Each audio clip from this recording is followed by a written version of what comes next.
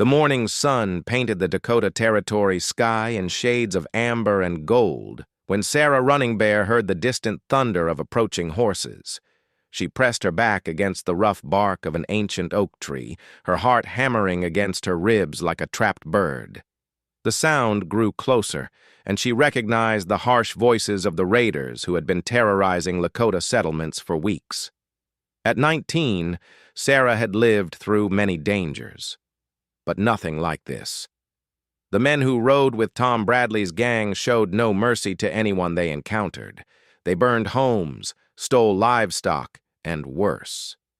Her grandmother's warnings echoed in her mind about staying hidden when the bad men came through their territory. Sarah's village lay 3 miles behind her, hopefully still safe. She had been gathering medicinal herbs in the forest when she spotted the dust cloud on the horizon. Her instincts screamed danger, and she knew she couldn't make it back home in time. The raiders would catch her in the open grassland if she tried to run. Her breathing came in short, panicked gasps as the voices grew louder. She could hear individual words now, crude jokes and threats that made her stomach turn. There were at least 6 men, maybe more. Their horses snorted and stamped, eager to keep moving toward whatever destruction awaited. Through the trees, she glimpsed a weathered wooden fence, and beyond it, a modest ranch house with smoke curling from its chimney. The property belonged to a white rancher she had seen occasionally at the trading post in town. He always nodded politely, but never spoke much. Her people called him the Quiet One. Sarah knew she had few choices. She could try to hide in the forest, but the raiders might decide to search the area. She could attempt to circle back to her village, but that would take hours and leave her exposed.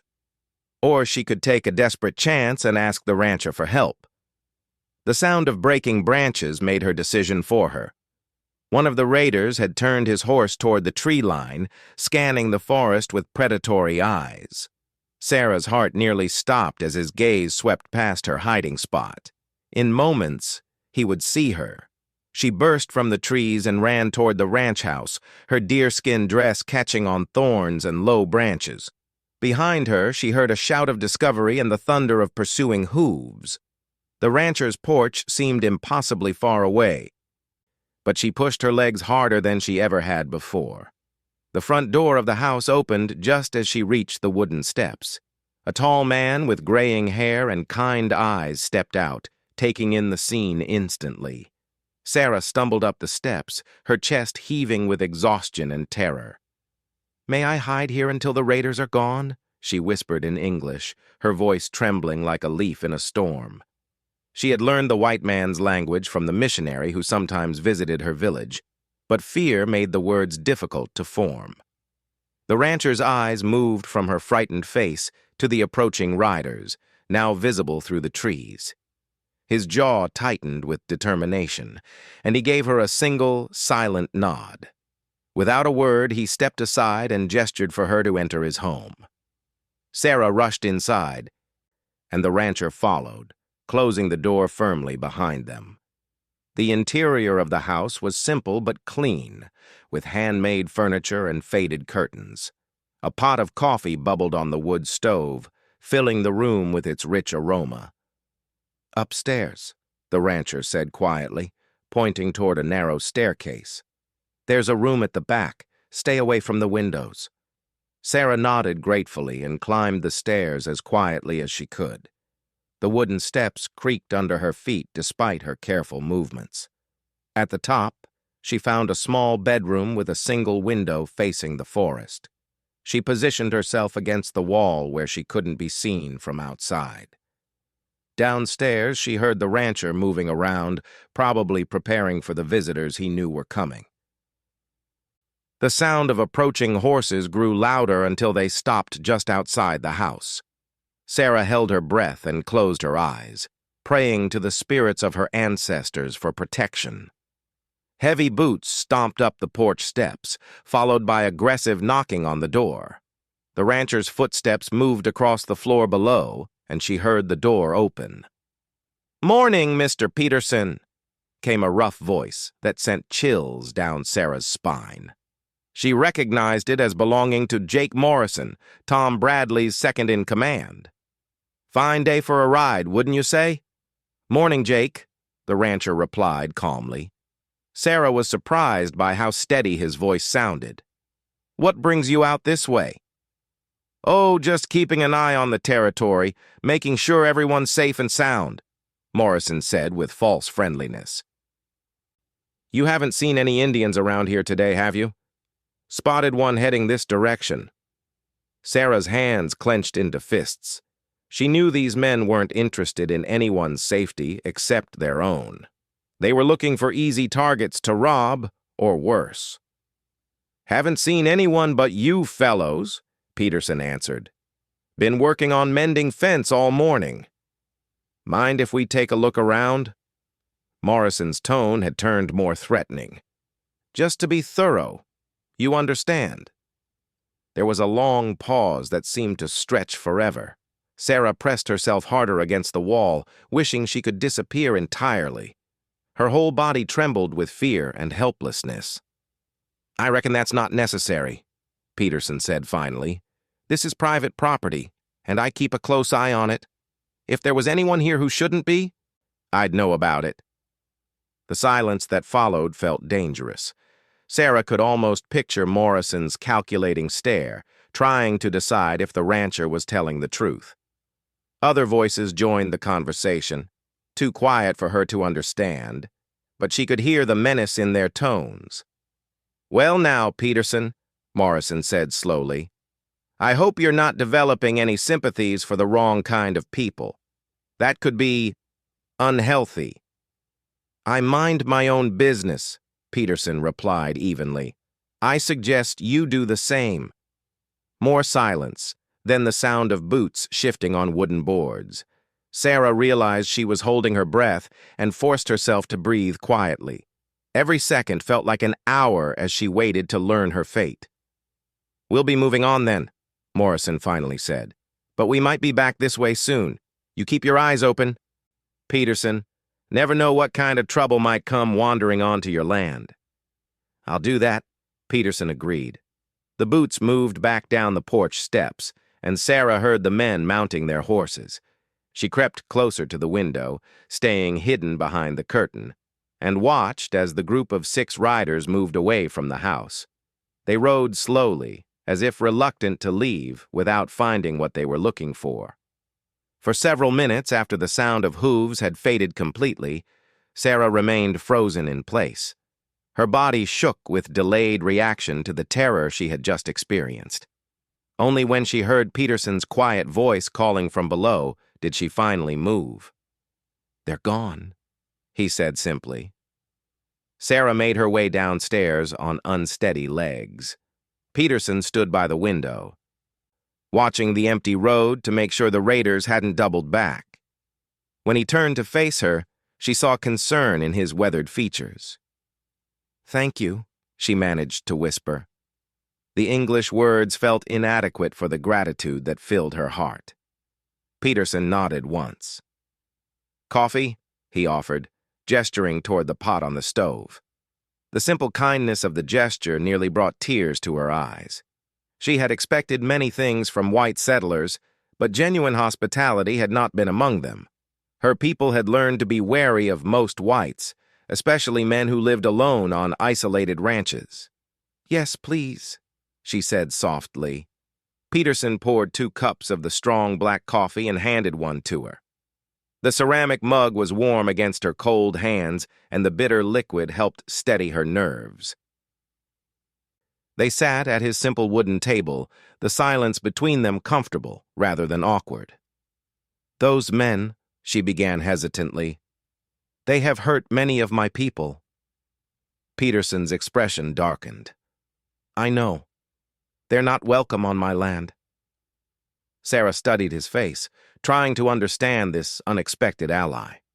Most white ranchers in the territory either feared or hated the Lakota, viewing them as obstacles to progress and prosperity. This man seemed different somehow. "Why did you help me?" she asked. Peterson was quiet for a long moment, staring into his coffee cup. When he looked up, his eyes held a sadness she hadn't noticed before. "Because it was the right thing to do," he said simply, "and because—" He paused, as if deciding whether to continue. "Because I lost someone once to men like that. Someone who needed help that never came." Sarah sensed there was more to his story, but she didn't press. The pain in his voice was too fresh, too real. Instead, she sipped her coffee and felt grateful for whatever experiences had shaped this man into someone willing to risk his own safety for a stranger. Outside, the morning was growing warmer, and she knew she should think about returning to her village. Her family would be worried if she didn't come back soon. But she also knew those raiders might still be in the area, and traveling alone would be dangerous. "How long have you lived here?" she asked, hoping to learn more about her unlikely protector. 5 years, Peterson replied. "Came out from Missouri after the war. Needed a place to start over." Sarah nodded, understanding. Many people had come west seeking new beginnings after the Great War between the white men. Some brought their hatred and violence with them, but others, like Peterson, seemed to be searching for peace. "Your ranch is beautiful," she said, looking around the modest but well-kept home. "It's enough," Peterson said with a slight smile. "Simple life suits me just fine." They finished their coffee in companionable silence, two people from different worlds who had found common ground in basic human decency. Sarah knew this moment of safety couldn't last forever, but she treasured it nonetheless. In a time when trust between their peoples was rare and dangerous, this quiet rancher had shown her unexpected kindness. As the sun climbed higher in the sky, Sarah knew she couldn't stay much longer. Her family would send search parties if she didn't return by evening, and that could put everyone in danger. She stood from the table, preparing to thank Peterson again and leave, when the sound of approaching horses made both of them freeze. Peterson moved quickly to the window and peered out carefully. His jaw tightened, and Sarah felt her heart sink. "They're back," he said quietly. "Morrison and 2 others. Must have circled around to make sure I wasn't lying." Sarah felt panic rise in her throat like bitter medicine. She had hoped the raiders would move on to terrorize someone else, but they were too smart for that. They knew she had been heading toward the ranch, and they weren't going to give up easily. "The cellar," Peterson said, moving toward a wooden door she hadn't noticed before. "It's where I store food for winter. They won't think to look there." The cellar was small and dark, smelling of earth and preserved vegetables. Sarah crouched among barrels of flour and sacks of potatoes, while Peterson carefully closed the door above her. Through the thin wooden boards, she could hear everything happening in the house above. This time, the raiders didn't bother knocking. Boots stomped across the floor as they entered uninvited. Sarah pressed her hands over her mouth to muffle her breathing. "Funny thing, Peterson." Morrison's voice was cold and dangerous. "We picked up some tracks about a 1/4 mile from here, fresh ones, leading straight to your front door." "Lots of animals around these parts," Peterson replied calmly. "Deer, rabbits, all kinds of critters." "These weren't animal tracks," another voice said. Sarah recognized it as belonging to Red Collins, a man whose reputation for cruelty was known throughout the territory. "These were made by moccasins, Indian moccasins." Sarah's blood turned to ice water. In her panic to reach the house, she hadn't thought about the trail she was leaving in the soft earth. The raiders were more skilled trackers than she had given them credit for. "Don't know anything about that," Peterson said, but Sarah could hear the tension in his voice now. Heavy footsteps moved around the main room of the house. Sarah heard furniture being moved, closet doors opening and closing. They were searching thoroughly this time, and her hiding place suddenly felt far too obvious. "You know what I think, Peterson?" Morrison said, his voice getting closer to the cellar door. "I think you're harboring a fugitive. That makes you an accessory to whatever crimes that Indian girl has committed." "What crimes?" Peterson asked sharply. Running away from men who want to hurt her? Since when is that illegal? Sarah was surprised by the edge in Peterson's voice. He was taking a bigger risk than she had realized, and it was all for her sake. The weight of his sacrifice pressed down on her like a heavy stone. Indians are criminals by nature, Red Collins snarled. Thieves and murderers, every last one of them. We're doing God's work cleaning up this territory. Funny how God's work always seems to involve stealing and killing, Peterson shot back. Sarah heard a crash as something heavy hit the floor. Then came the sound of a scuffle, boots scraping against wood, and Peterson's sharp grunt of pain. That's enough smart talk, Morrison growled. Where is she? I told you. There's no one here but us, Peterson gasped. Sarah could tell they were hurting him, and guilt ate at her insides like acid. This good man was suffering because of her presence. Search the place again, Morrison ordered. Check everything. Under the beds, in the closets, anywhere someone could hide.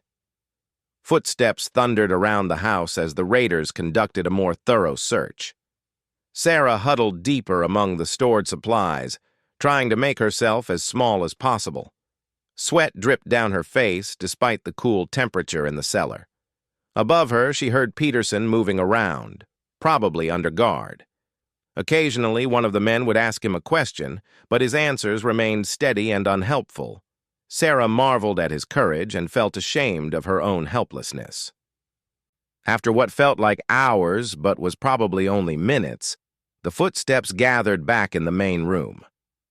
She's not here, Red Collins admitted reluctantly. Must have kept running through the woods. Maybe, Morrison said, but he didn't sound convinced. Or maybe Peterson here is cleverer than he looks. I'm just a simple rancher, Peterson said. Not clever enough to fool men like you. Sarah could hear the sarcasm in his voice, though he tried to hide it. She prayed the raiders wouldn't catch it, too. We'll be keeping an eye on this place, Morrison warned. If we find out you've been lying to us, there'll be consequences. Bad ones. I understand, Peterson replied. More footsteps, then the sound of the front door opening. Sarah held her breath, waiting for the sound of horses leaving. Instead, she heard Morrison speak again. One more thing, Peterson. That coffee smells mighty good. Mind if I have a cup before we go? Sarah's heart nearly stopped. There had been 2 cups on the table when the raiders arrived.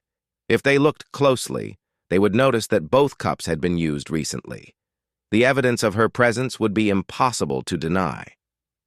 Help yourself, Peterson said without hesitation. Sarah heard the sound of liquid being poured, then Morrison's satisfied sigh as he drank. Good coffee, he commented. You make it strong, just like I like it. Old army habit, Peterson replied. Learn to make it thick enough to float a horseshoe. Morrison chuckled, apparently enjoying the friendly conversation. Sarah couldn't understand how Peterson could sound so relaxed when his life might be hanging in the balance. You serve in the war? Morrison asked.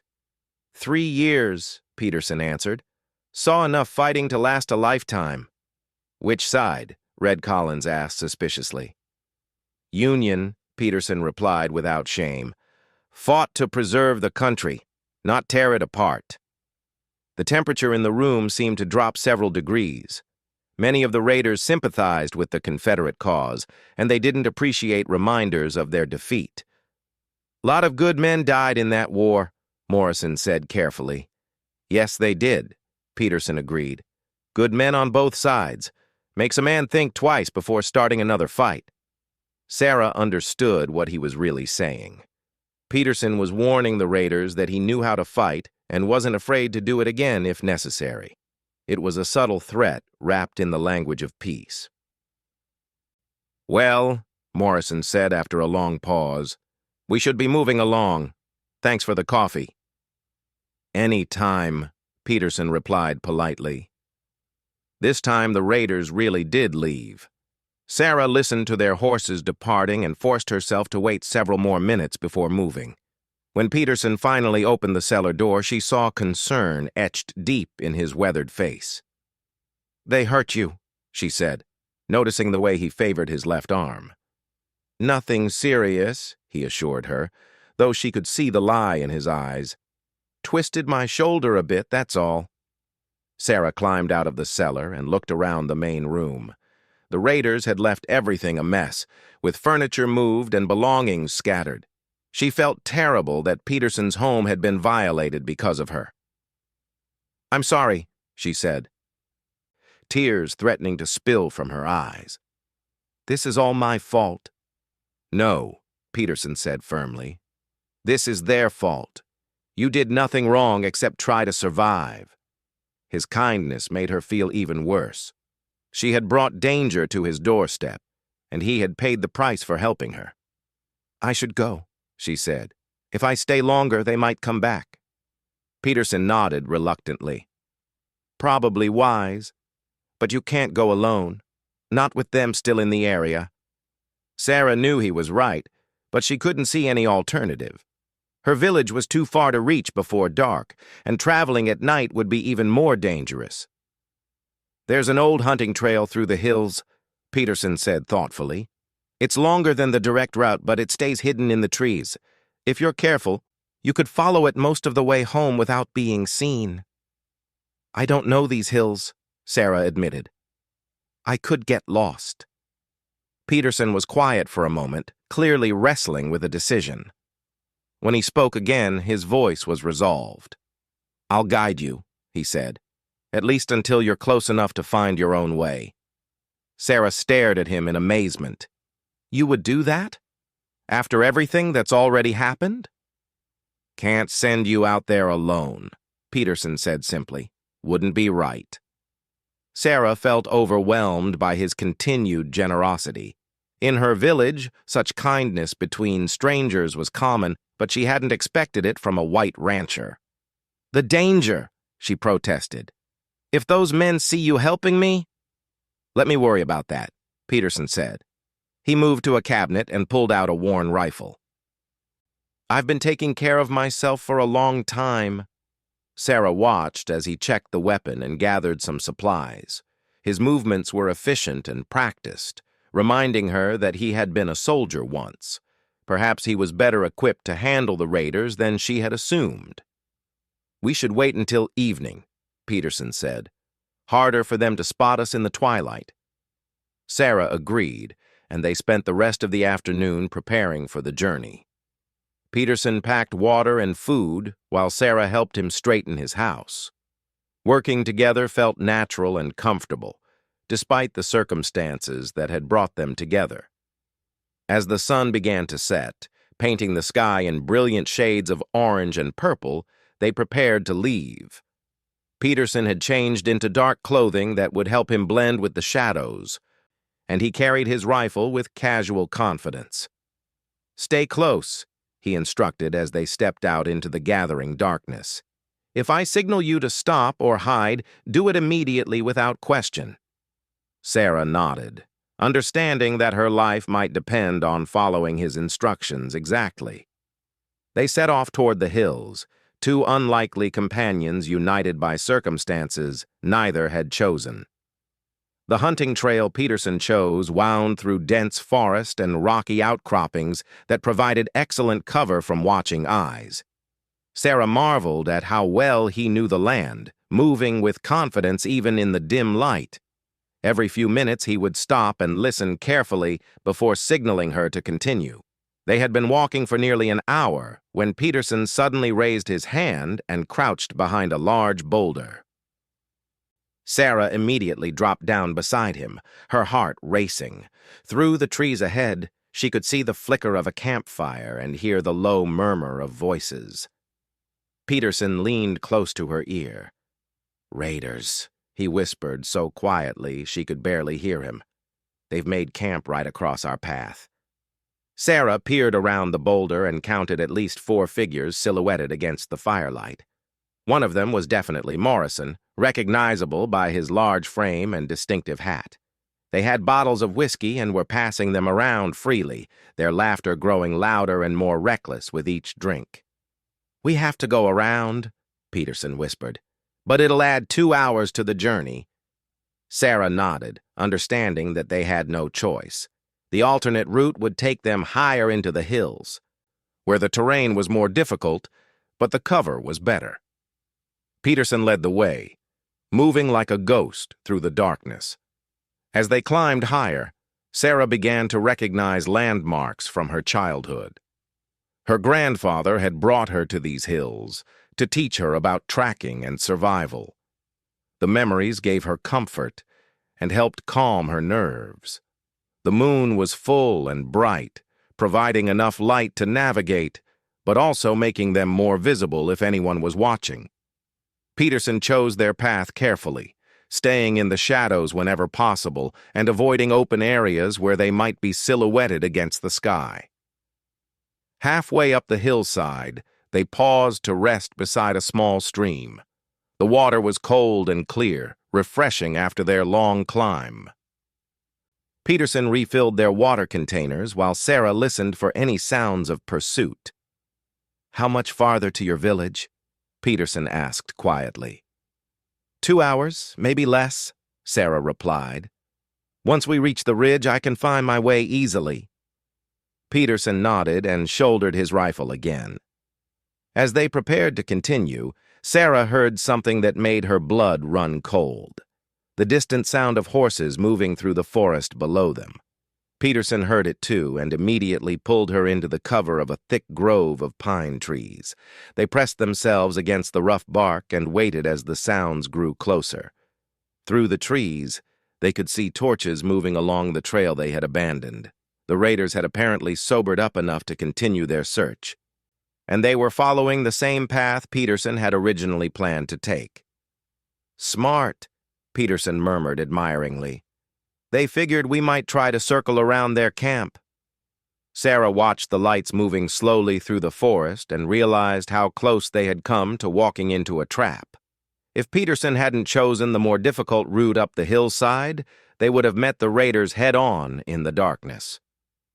The search party passed below them and continued toward the higher elevations. Sarah and Peterson waited until the sounds faded completely before emerging from their hiding place. "They'll keep looking until dawn," Peterson said grimly. "We need to get you home tonight." They pushed on through the darkness, moving as quickly as the rough terrain would allow. Sarah's legs ached from the constant climbing, but she forced herself to keep pace with Peterson.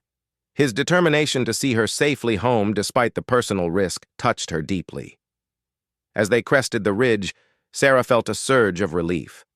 Below them spread the familiar valley where her people had made their camp. Cooking fires twinkled like stars in the darkness, and she could hear the distant sound of drums from the evening ceremony. "There," she said, pointing toward the cluster of teepees. "That's my home." Peterson studied the village layout with a soldier's eye, noting the positions of the guards and the best approaches. Even in helping her, he remained cautious and professional. "I can make it from here," Sarah said. "You've done more than enough already." Peterson shook his head. "I'll watch until you're safe inside the village." "Those raiders might still be in the area." They descended carefully toward the valley floor, staying hidden among the trees until they were within shouting distance of the Lakota guards. Sarah could see the familiar faces of her people as they moved around the camp, and her heart swelled with relief at being so close to safety. "Sarah," a voice called from the darkness. Her brother, White Eagle, materialized from the shadows with 2 other warriors. They had been searching for her since she failed to return at sunset. "I'm here," she called back softly, not wanting to alert any enemies who might be listening. White Eagle approached cautiously, his hand on his weapon until he recognized her companion.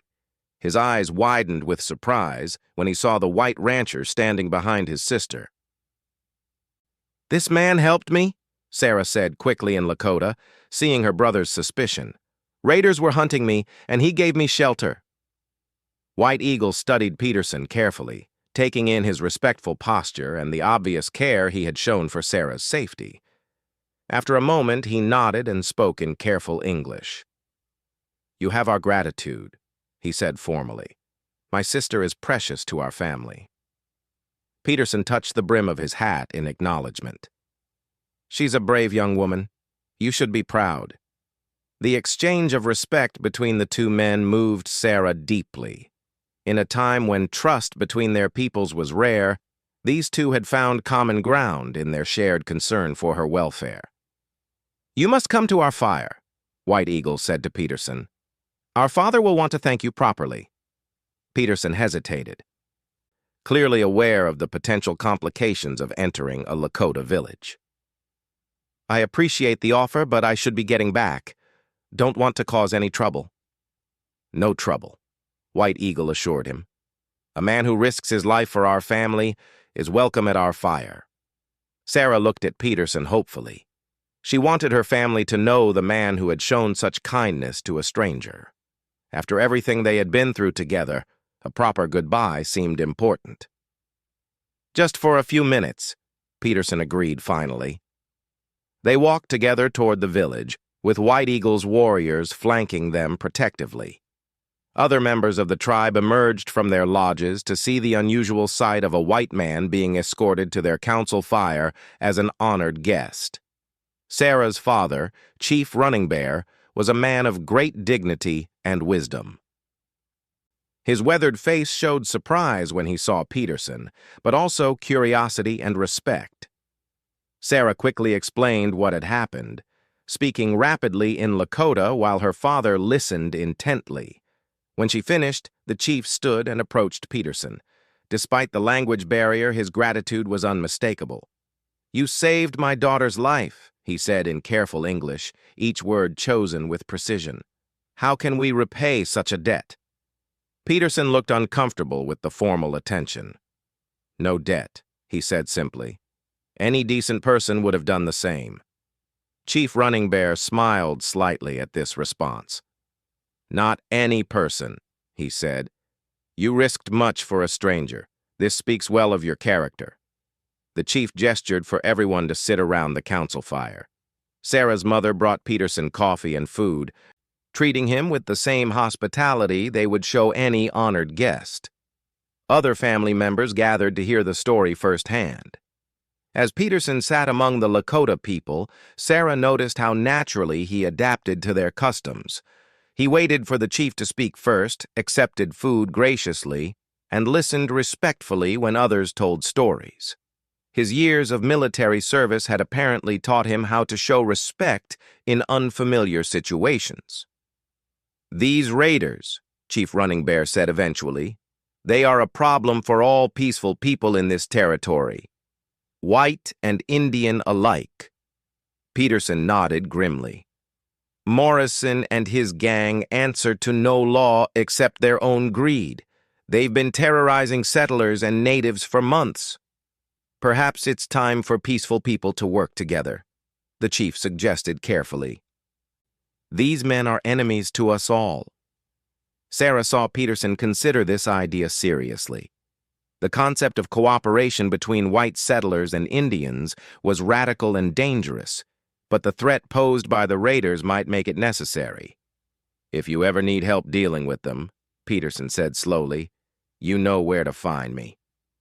The chief smiled and nodded. It wasn't a formal alliance, but it was an understanding between honorable men who shared a common enemy. As the evening wore on, Sarah found herself translating conversations between Peterson and various family members. Her grandfather was particularly interested in Peterson's military service, while her younger cousins were fascinated by his stories of ranch life. When it came time for Peterson to leave, the entire family gathered to see him off. Chief Running Bear presented him with a small carved token, a traditional gift given to those who had shown great friendship to the tribe. If you ever need our help, the chief said, show this to any Lakota person and they will know you are a friend. Peterson accepted the gift with obvious emotion. I'm honored, he said sincerely. Sarah walked with Peterson to the edge of the village, where White Eagle and the other warriors waited to escort him safely back to his ranch. The night air was cool and filled with the sound of crickets and distant owls. "Thank you," Sarah said simply. The words felt inadequate for everything Peterson had done, but they carried the full weight of her gratitude. "Take care of yourself," Peterson replied, "and be careful gathering herbs. Maybe take someone with you next time." Sarah smiled at his concern. "I will. And if you ever need anything, you have friends here now." Peterson mounted his horse and looked back at the village one last time. "It's been an honor knowing you, Sarah Running Bear." As Peterson rode away with his Lakota escort, Sarah stood watching until they disappeared into the darkness. The events of the day had changed something fundamental in her understanding of the world. She had discovered that kindness and courage could be found in the most unexpected places, and that the walls between different peoples weren't as solid as they sometimes seemed. Over the following weeks, life returned to normal for Sarah's village, but the memory of that day remained vivid in her mind. She often thought about Peterson working on his ranch, and wondered if he remembered their brief friendship with the same warmth she felt. Months later, when raiders attacked a neighboring white settlement, it was Lakota warriors who came to their aid. The cooperation between Chief Running Bear's people and the local ranchers helped drive Morrison's gang out of the territory for good. Sarah never saw Peterson again, but she heard stories about the quiet rancher who had stood up to dangerous men and helped forge an unlikely alliance. His courage in protecting a frightened young woman had planted seeds of trust that grew into something larger and more lasting than either of them could have imagined. The carved token that Chief Running Bear had given Peterson was passed down through his family for generations, a reminder that friendship could bloom even in the darkest times, and that sometimes the most important acts of courage happened when no one was watching except those who needed help the most.